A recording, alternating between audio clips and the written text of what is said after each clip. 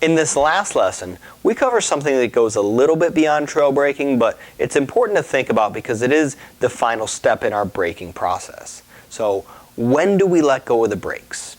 That point, ideally for us, is going to be right as that rotation's starting to happen, right when we're getting ready to get pointed in the right direction so we can open our throttle.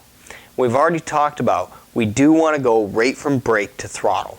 You can see in the diagrams here, we've got our brake pressure in red going in, and then our transition from brake to throttle is briefly in yellow, and then green represents getting back to our throttle.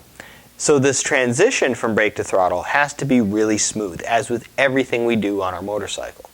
This next diagram shows what happens when you go into a corner and you're still getting up to speed with trail braking. And maybe you didn't run quite enough speed going in, you had to get off the brakes a little bit early because you were simply just slowed down so much you had to go back to that throttle. We still want to give just a 1% throttle. It's just enough throttle for us to basically maintain our radius around this corner, and then we have to wait until we're pointed in the right direction, and then we can open the throttle and drive out of the turn.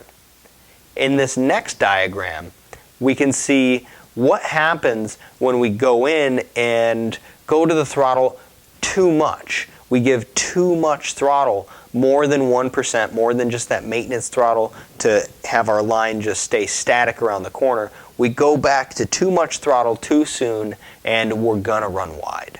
That's a big thing to remember. When we go from brake to throttle, we only want to use 1%. In this instance, our rider's gone to too much throttle, speed equals radius, so the radius is opened up. He or she really only has one choice in this, is to either let back out of the throttle and let the bike turn again, or start to add lean angle, which we know isn't really an option because lean angle is finite, and we never want to be adding lean angle and throttle at the same time. We always want to be taking away lean angle while we're adding throttle. So this is just one last thing we wanted to cover, wrap everything up in this course, and as always, jump on the forums if you still have questions, and we'll see you there.